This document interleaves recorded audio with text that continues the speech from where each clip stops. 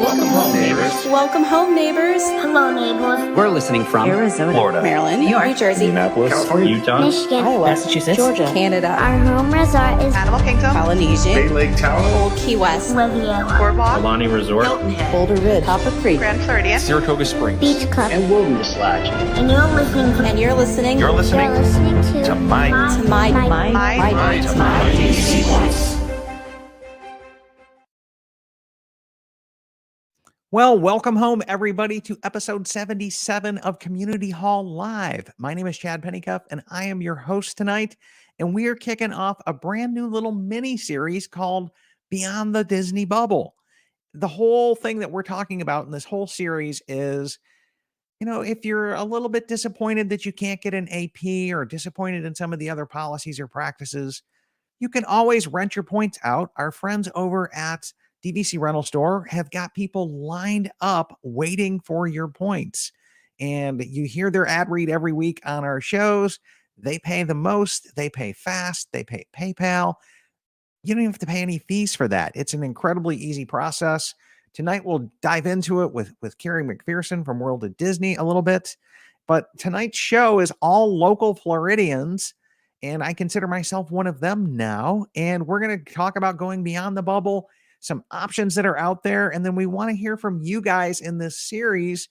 Where should we go? Where should we go on our explorations? Because we're local and can pop over there for a day or a weekend and do some research for you all and create some content and come back in and report on it on this live series that'll be going on for the next few months until we kind of run this through and exhaust it. So huge shout out of thank you to huge shout out of thanks to World of DVC for sponsoring our show.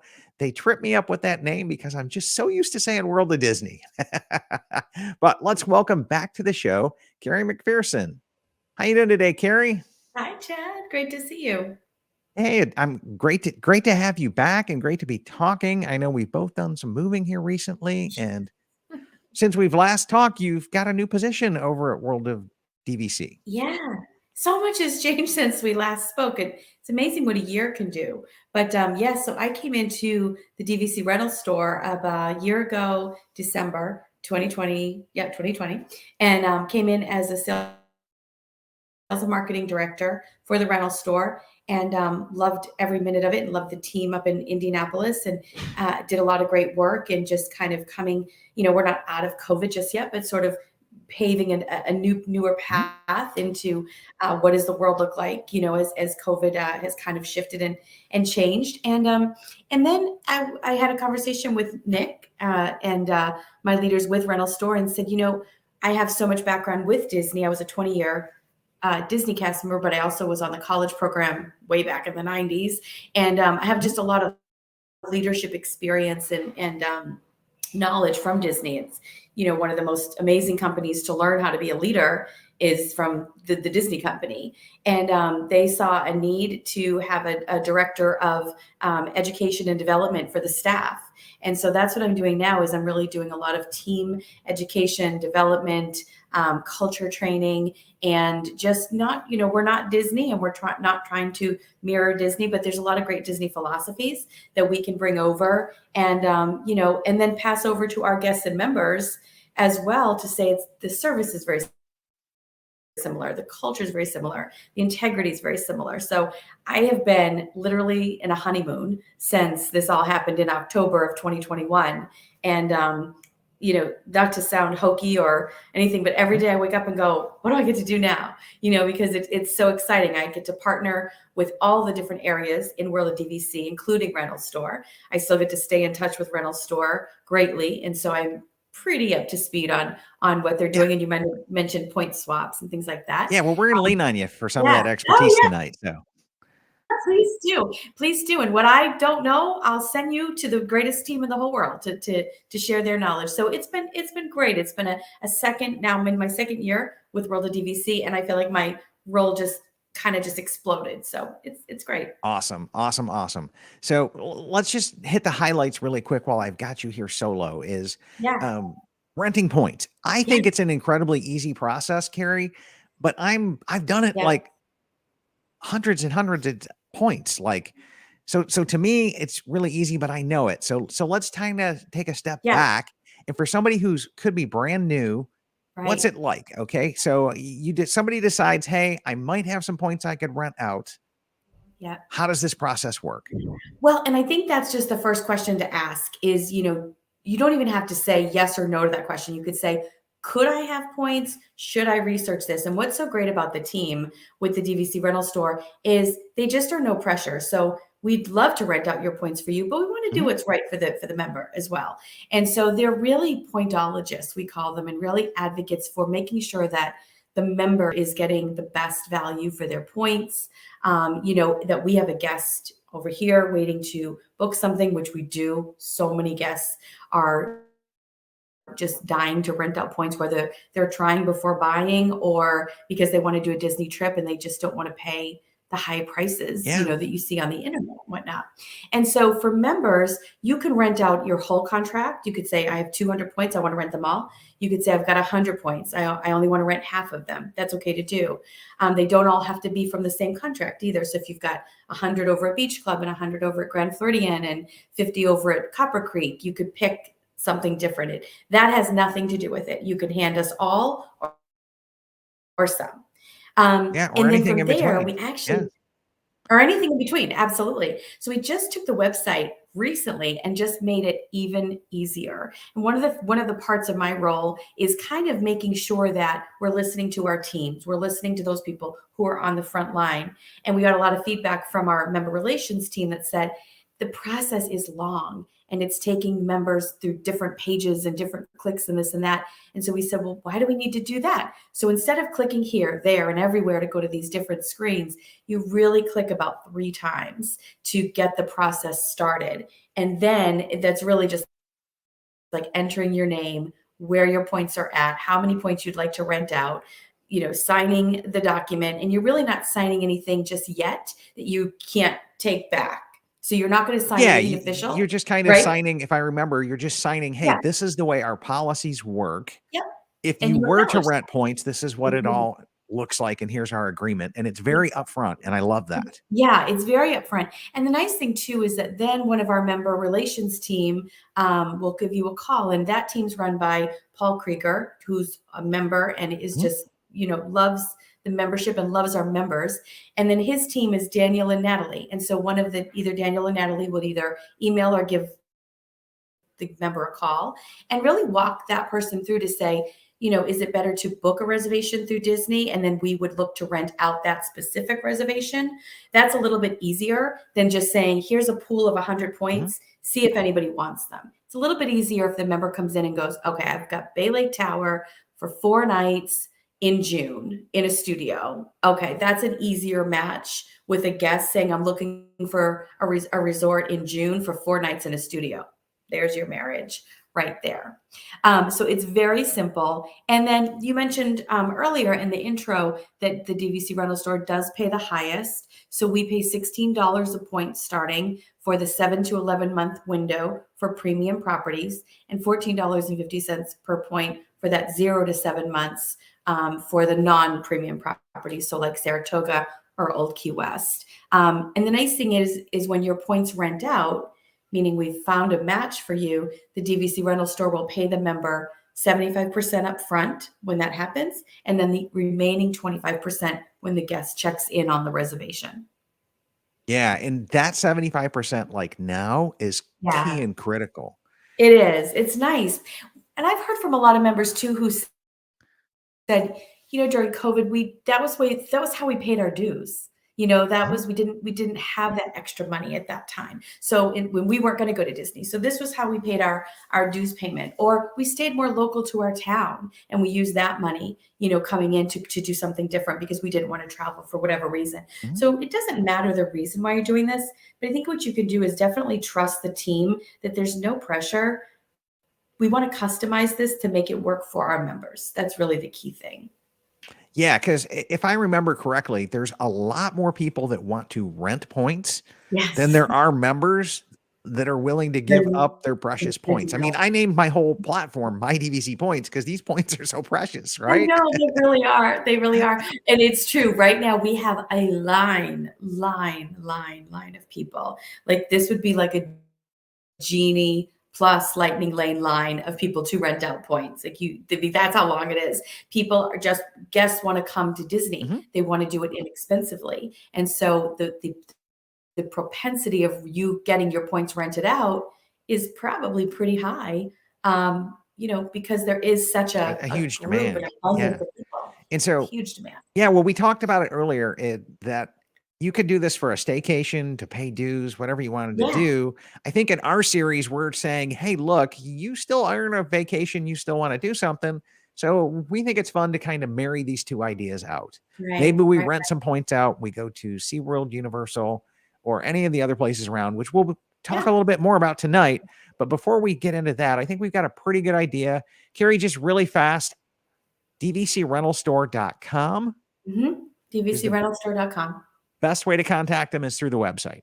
Through the website. It's a super easy process. When you open up the website, you'll see guests and you'll see a tab for members. You want to, as a member, click on members, and that will walk you through the easy step of kind of finding out more about renting out your points. And then if you're a guest, you can just click guest and you could look at the confirmed reservations.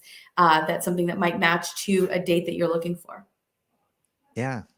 And okay, so let's hit a couple of these questions here as well. Kathy makes this statement. She goes, I'm too stingy to rent out points, but I'll rent from others. And, I think we all need more points. And Gina says, I'm in the same, Kathy. I rent when I run out. Yeah. But Kathy asked this really quick question. What's premium versus non-premium? Oh, that's a great question, Kathy. So premium would be Grand Floridian, Beach Club, Riviera, Contemporary, Bay Lake Tower, Polynesian. Old Key West would be considered more of I hate to say the word moderate, but non-premium for DVC rental stores. So Old Key West, Animal Kingdom, Saratoga Springs. Those would be the kind of non-ones. Hilton Head and Vero Beach, actually. I shouldn't forget the off-property ones. Yeah, it's really the high demand to get your 11-month window. Yeah. So, and I think you can, right. I think you can think about it. Sorry, Chad. I think you can think about it kind of location. So walkable to Epcot. I didn't mention Boardwalk, but Boardwalk, monorail over to Magic Kingdom. Yeah. And if there's a demand for the 11-month and you're booking this in the 11-month, you get paid the premium rate. Right. And if you're booking it at 7 months or less, you get paid the non-premium rate, because at that point in time, a point is a point is a point. And no one's really leveraging your really exclusive beach club points if you were to do that. Right. So, okay, great question. And so Ron saying rent points out. What the heck? Jackie is asking, why don't we have more? And well, our other sponsors can fix that for you too, Ron. And I believe you've met them and done business with them. So, okay, so let's welcome to the show tonight as well, my good friend, my neighbor, partner in crime, and a lot of this stuff on weekends, Mr. Aaron Del Prince. How you doing tonight, Aaron? Hey, I'm doing good, Chad. How are you? I'm doing great. So our next set of topic tonight, we've briefly touched on renting points, but what all is out there in Central Florida? And I'll put this as a joint question. It's really the third on the outline, but we'll ask the audience as well. Where do you guys want us to explore? So as we start talking about this, where do you guys think is some great places to come back in around Orlando for us to go research or trade some points in to go do? And I know the top of my list, Aaron, is Universal for the deluxe villas, whatever they call them over there, so that I can get that free express pass for my whole family. That's like number one on my list. Oh, absolutely, Chad. It's I think the Universal hotels rival a lot of the Disney hotels, especially the deluxe or premium properties that they have there. And you hit on it, right? It's the express pass included with your stay there, because if you were to buy it a la carte, it's going to cost you, upwards $100 a person or more. So 200 I've seen, right, depending on the day. depending on the time of year, correct. So Universal is certainly an option. We've talked about SeaWorld before in the past, and SeaWorld is a great place to go, especially right now, where you can't buy annual passes at Walt Disney World. Universal and SeaWorld are very appreciative when you come and buy annual passes. And So not only that, I was just on the SeaWorld site, $329 for their top pass. And yes, you get to bring 2 people into the parks like every 4 months. yes, So it's like you could buy 2 annual passes and get your whole family in. Like that's why I looked at it. I was like, I could buy 2 annual passes. My whole family could go all year long for essentially because I'm only going to be using 3 of those tickets every time. And that's right. so, And they have great events there. Right now, they're doing the Seven Seas Food Festival, um, and over at Universal, it's spring break and things are going crazy. But there's a lot of great events at both parks, both resorts. I know Universal every so often will do something at one of their deluxe properties at Portofino Bay called Harbor Nights. My wife and I have attended that many times, and it's just a great food and wine event. They also have entertainment there. So that's really something fun to do. Something else to touch on over by Universal and SeaWorld, there's something called Icon Park. And if you visited Orlando, you've seen the big yeah, Orlando it's the big Eye. wheel, right? Exactly, right. And that is just a great property over there. There's a lot to do. They have attractions, great places to dine, great exhibits. I think Madame Tussauds is over there. Ripley's is So over there. Yeah. yes, exactly. So they've really turned that area into something special. But again, you can just go there. You can visit. You do have to buy tickets to experience some of it. So just be aware of that. But Okay. that's a great place to go. Now, Carrie, you've lived in Central Florida longer than both of us combined. So what are some of your favorite off-property, beyond the bubble places that we should start looking at or researching or seeing if anybody in the audience resonates with? Right. So I mean, moving here, I moved here for Disney to work so long ago. So my whole bubble was Disney for forever. And, it took me a long time to think, to say, there's a mall. Like, really? You didn't even want to go, I'd go to like a Macy's or an outlet mall and come home because Disney was my life. But then as you get older and, your work kind of takes on a different, a different view. I would go to Disney for the parks and the restaurants and the movies and kind of that, but then kind of have a separate like social life and nightlife out. And Orlando has a lot to offer. I was never a Universal girl. Sorry to anybody who loves Universal, but I will say, when I went over to Universal to see Harry Potter, I was literally blown away by that. And I think what I was so taken back was what I never loved about Universal that Disney always did so well was just that attention to detail, and everything just felt special, from the music entering to the smells that the popcorn and the sweets Mhm. that you smell down Main Street, and the fireworks at night and the parades during the day. It all just always felt very special. Universal to me just felt like it was just kind of thrown there and come if you will. But Harry Potter, I remember when I walked around the corner, there was a little girl in her robe, in her Harry Potter robe with her little wand. And I know Harry Potter, of course I've watched it, but I wouldn't call myself a fan, but I can appreciate the Okay. brilliance Yeah. of it. And when I walked around the corner into the land, she stood and looked at this land like a little girl in a princess gown would look at the castle. And I thought, Universal, you finally did it. Like, you finally captured this moment that like gives people chills and makes people want to cry. And that's what I loved about that, is that she didn't need a Cinderella gown. She was in her little Harry Potter robe. But I watched her and like cried of her excitement of like being in this wizarding world of Harry Potter. So I do think that that's outstanding. Outstanding. Theme parks, I'm not a big theme park goer. Okay.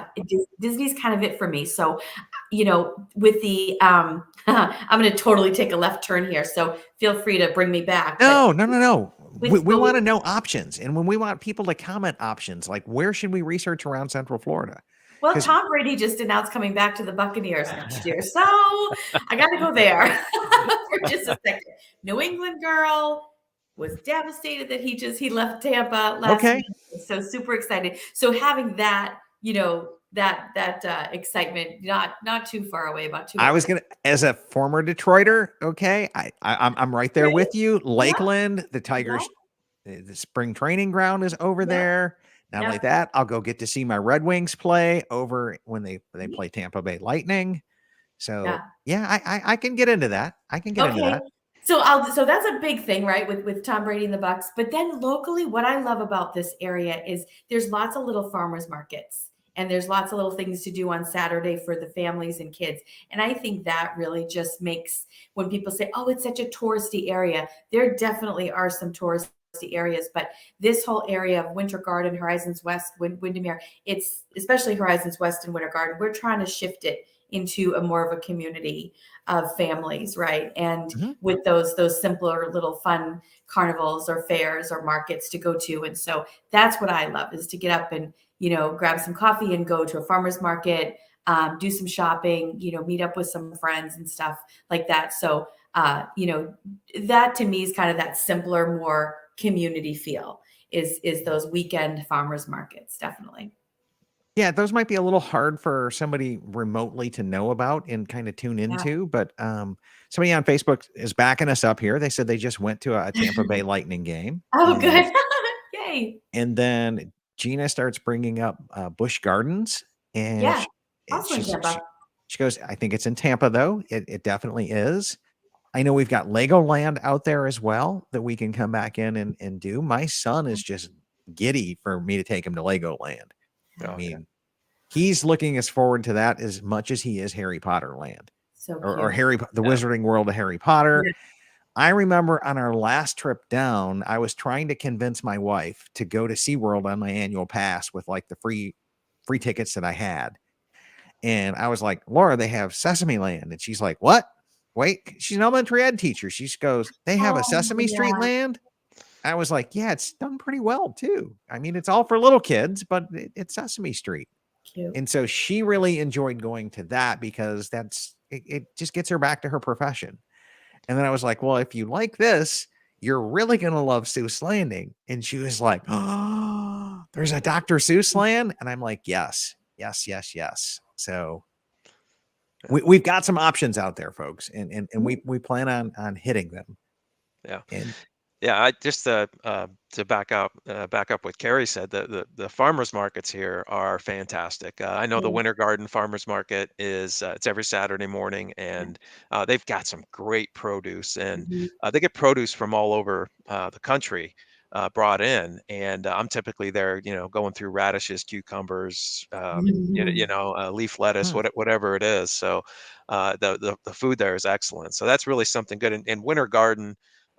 Downtown Winter Garden especially is just great to visit. They've got Crooked Can Brewery, and if you walk along the main street there, there's just plenty to see and do. So you don't even have to like rent your points out to do that. You could just stay to Disney and pop over there for a day, right? Yeah, I mean, absolutely. You can't get a reservation at the park, and you want to do something a little bit different, and you do have a car. I guess you could Uber it too. It's a little far, but but if you did have a local transportation, I think it would be fun because you'll meet all kinds of different people. You'll meet some locals who say, "Oh yeah, Disney's around here somewhere, right?" And then you'll meet the people who are like, "Yes, I moved here for Disney." You'll meet the spectrum. Got it. And Vicky brings up a really good question. She goes, "What about the beaches in Key West area?" Oh yeah. For sure. And of course, getting to Key West or getting to the Florida Keys is a drive.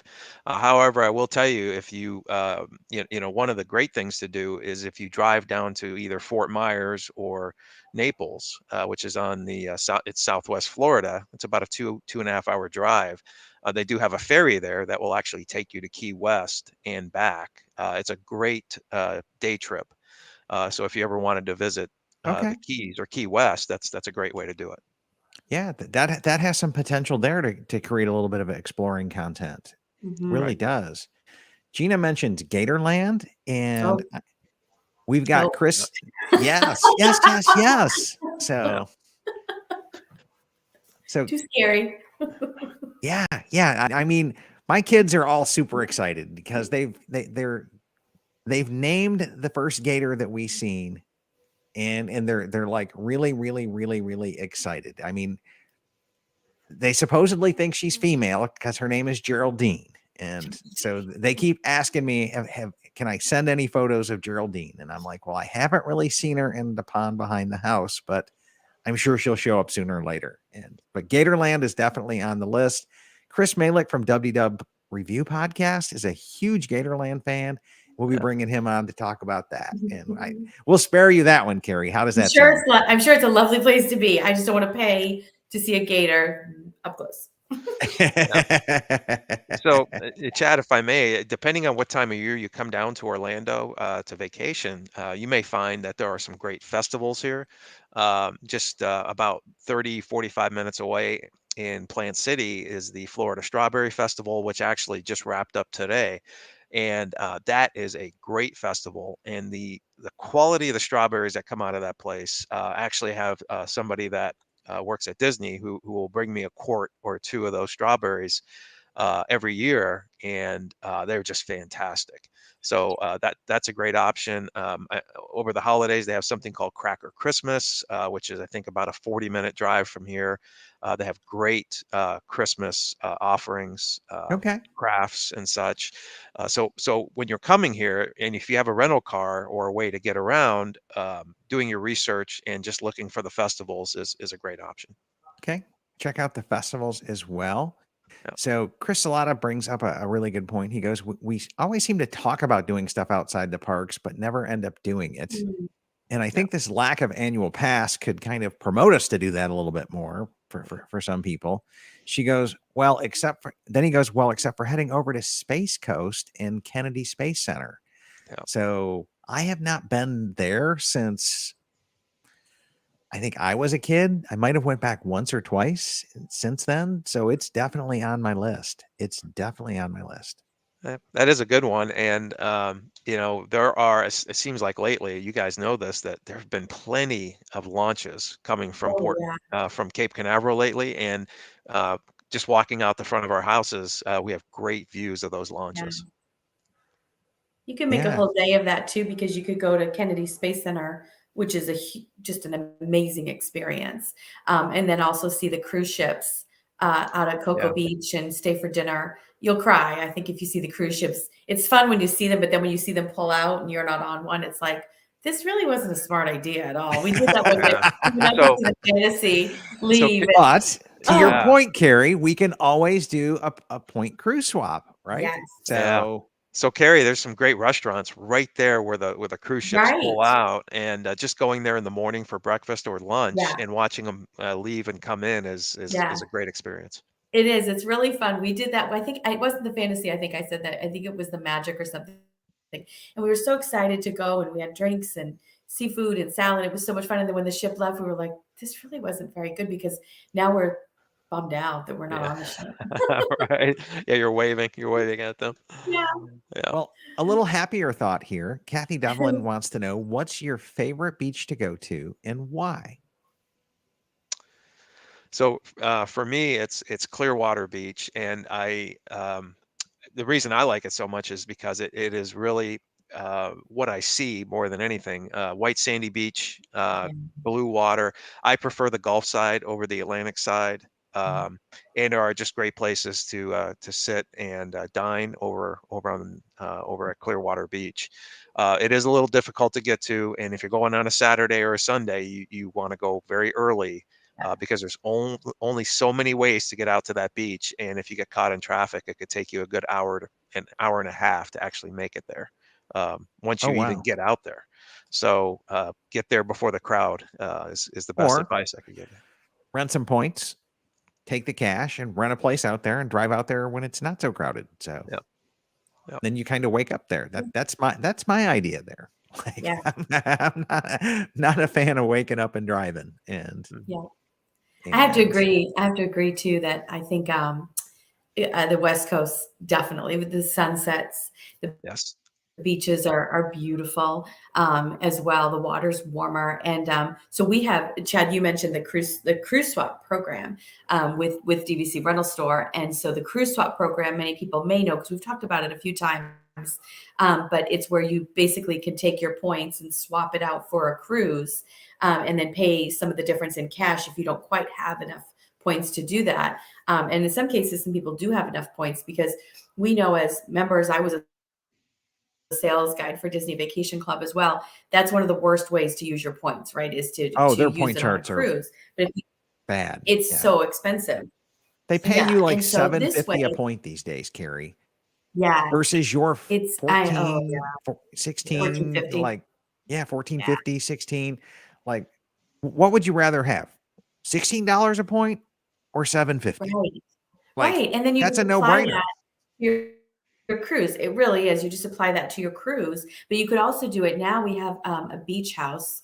So Kathy's asking, what's your favorite beach to go to? I love Clearwater. I love the Sarasota area, and Longboat Key is just beautiful. And Sarasota is so pretty because you've got the best of both worlds. You've got the beach, and then you've got a beautiful downtown walkable area to go shopping and get something to eat and just really be outside in like this beautiful downtown area. And then the beach is like right down the street. It's so beautiful. But a little further south is Anna Maria Island. And Anna Maria Island is where we have a beach house that you can actually swap your points out and go to the beach house for a time if you want to. And then that way you really can just enjoy, a completely different beach vacation, but you've used your points to get there, which is really cool. That sounds Yeah. awesome. That sounds like a My DVC meetup, right, Chad? I'm telling you, we're gonna have to twist mean- Nick's arm and get him to like find us an opening in that house and like sneak over there. So Yeah.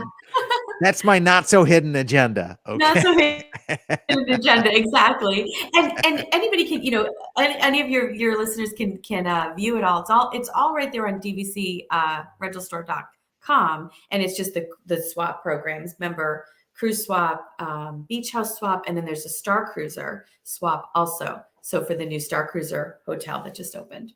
Oh yeah. I mean, whew, grab your wallet for that one. Right? Or rent out your points. There you go. Yeah. But at least you could dampen it some with a few points. Yeah. Right. And get paid a whole lot more than Disney's going to give you. And Right.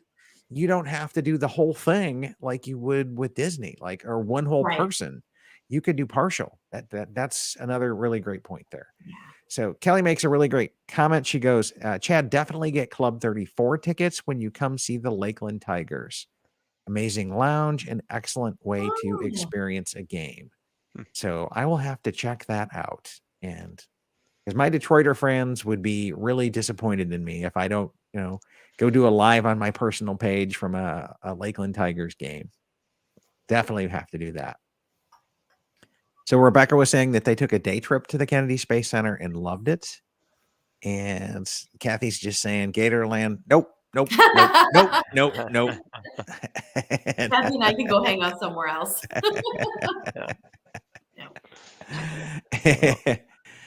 Yeah, and somebody is saying, yes, no annual pass made us leave property and find other activities off property. And that's kind of what we're sensing in the member community and from people. So that's kind of what we're picking up on with some of the series is other things that we can go do and starting to do this. So we're going to be replaying back this and coming back in and making a list and doing some little research trips for everybody.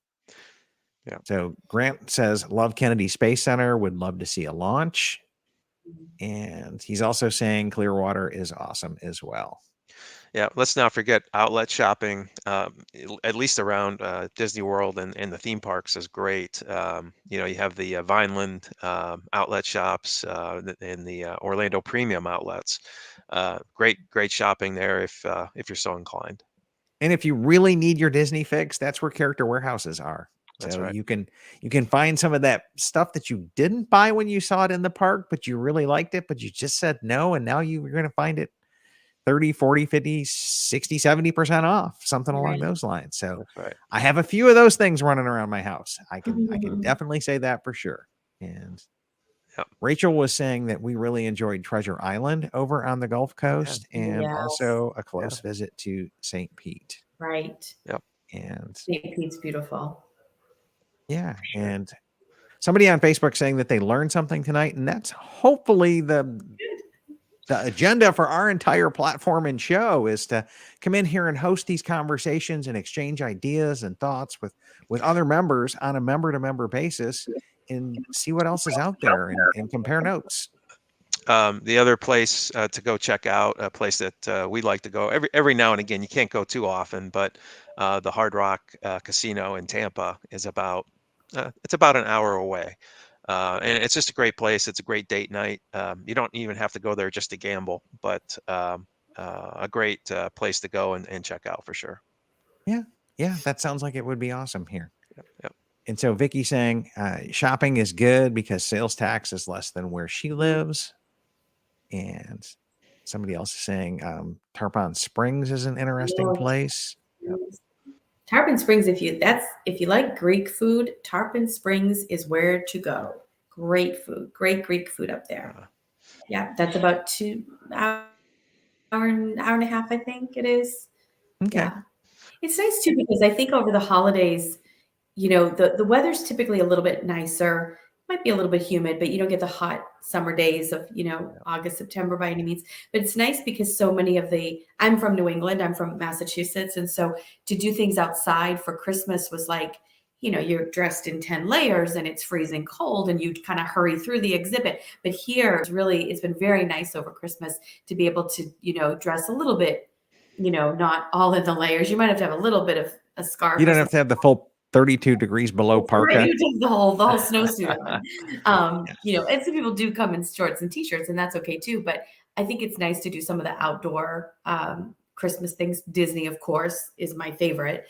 Any of the resorts are, but like St. Augustine puts on a really nice Christmas holiday festival up there with a ton of lights. Mount Dora, which isn't too far from Disney. Mount Dora is only about 30-45 minutes. I think it's north.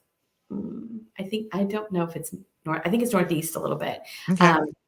Quaint little town. And they do have like the festivals and things like that. And then they do a lot of beautiful things for Christmas. So if you're here for the holidays and you say, gosh, the parks are so busy and we've done the resorts. And like I said, you have a car or transportation, kind of getting out and about and seeing some of the holiday decorations is really fun to do. Yeah, that's awesome. Let's not forget Vero Beach, right? I mean, that is something people can exchange points for, and it's about a 2-hour drive, hour 45 minutes.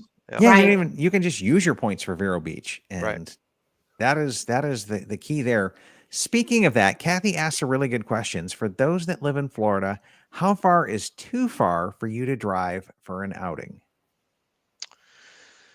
I think. Go ahead, Carrie. Oh no, go ahead. Go ahead. I'm still thinking. No, I think it just depends on your tolerance for driving. I know the more I've been exploring and the more I've been driving, the more I feel more comfortable driving farther distances. So, for instance, I've been taking a lot of trips back and forth to Naples, Florida, which is about 2.5, 3 hours away. And as I've been doing that, I've been realizing like, well, geez, going over to the coast and driving an hour away isn't that big a deal. So it really depends on your tolerance for getting out and driving, and what you can handle. But just keep in mind, there's 12 hours of daylight every day, so you have to keep that in mind. You don't want to drive 3 hours or 4 hours for a day trip, knowing that you have to drive that coming back within 24 hours. Yeah. For me, the 40 minutes to Costco is about my limit right now. That's it. Right. Millennium Mall, anything beyond that, like Yeah. I'm not down with, right? I'm just not, right? And Yeah. then I kind of stay in my little bubble a lot. But I recently heard that also, Kathy, it depends on what I'm going for. So there's a restoration hardware outlet by Vero Beach. Normally I would not go to a Vero Beach just on a day trip. I'd stay over, but I'll go for the restoration hardware outlet. now you got my attention. Okay. Yeah, but I'd say about 2.5 hours is probably my limit, unless it's something like, that I really have always wanted to do, or it's kind of one and done or something like that. But again, growing up, what I loved about growing up where I grew up is that New England is small. So we had the beach, the mountains, the city, the country, all within about an hour of each other. So for here, it feels a little bit like you do have to go, you do have to commit to a little bit of a drive. But I love to go to Savannah too for a quick long weekend. That's one of my favorite things to do because it's about 4 hours. It feels a very easy drive, and then it's about 5 hours just right up to Hilton Head in South Carolina. So that's probably one of my favorite things to do is to just shoot right up to Savannah. Yeah, and Kathy was saying, wait, what's near Vero Oh. Beach again? Restoration Hardware Outlet. So if you know the Restoration Hardware store, and then they have an outlet in Vero Beach. Yeah, because I love their stuff, but it is pretty darn pricey. Like, Go to the outlet. and so Yeah. I'm like, So outlet? I'm on it. yeah, the great thing about living in Orlando, I have to say, and I'm sure you would agree, is it's centrally located. I mean, we are in the dead center of the peninsula, and Right. getting places is easy. I think, besides the traffic, take that out. But just if you want to go northeast, northwest, southeast, southwest, no problem, right? It's usually a couple hours, an hour away to most everything. Yeah, and that's why we're kind of saying, hey, it's a great little home base if you come in and maybe spend a couple of days at Disney, but then rent some points and go off to Clearwater, go off Yeah. to Kennedy Space Center, go down to I Mhm. know the one day trip, it wasn't even a day trip, it was a weekend trip. I went to Fort Lauderdale and I was like, y'all are crazy on the Florida Turnpike. Like, what is it with these people doing 50 in the fast lane? Like, Oh yeah. that one was just like mind blown. But that's the whole point of this show, is to come back in and go, hey, we could home base out of this with what our familiar is, and then go do a little bit of exploring around. And so, yeah, I think we've got some great ideas, some great things to research. And Kathy is saying as well, you've given me some ideas to look into.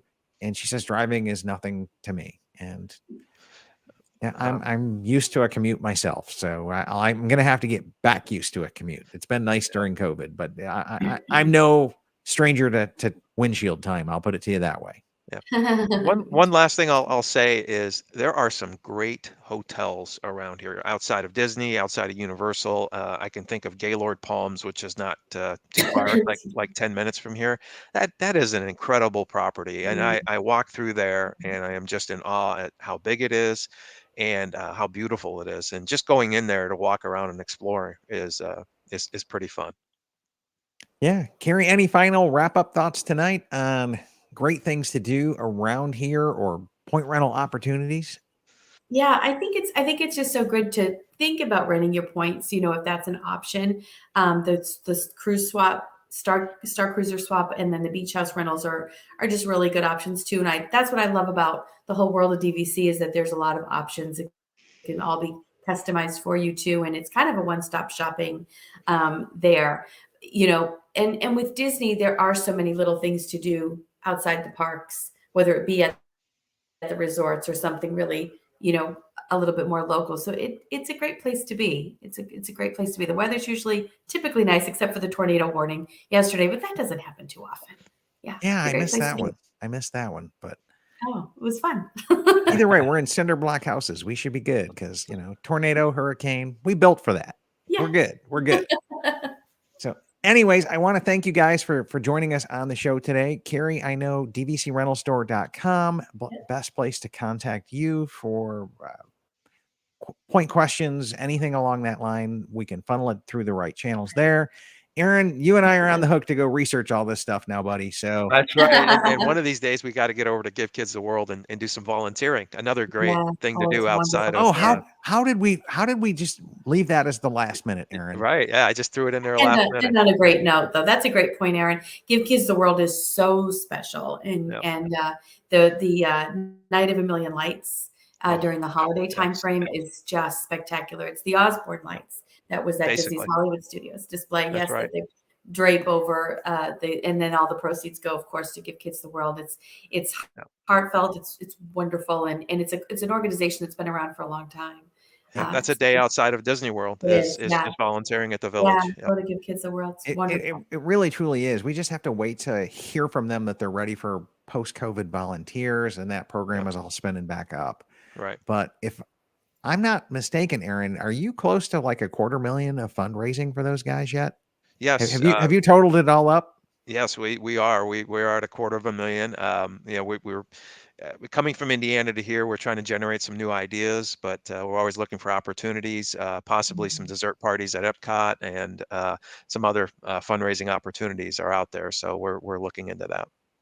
Awesome. I know Aaron, we mentioned it at the last of the tail end here, and it is really Aaron's jam. That's how I got to meet Aaron, is through some of his fundraising efforts, and they have done an incredible job for Give Kids the World. So that is another great thing to do outside of here, and you will feel great about yourself because you're doing a great thing for society and those families and those kids that really truly need it. Yeah, for those So- of you coming down, it's just voluntourism. You basically come down, you get over to the village and volunteer for a day as part of your vacation. So thank you guys for joining in. And as always, hopefully you guys learned something in today's show that'll give you some new ideas, some things to think about, and will help you go out there and plan something magical for your family. That is something that we truly, truly, truly mean on our platform. And it is the heartbeat of everything that we do. So thank you, Aaron. Thank you, Carrie, for joining us. And we'll see you guys next week. So have a great one, everybody. Good night. Bye.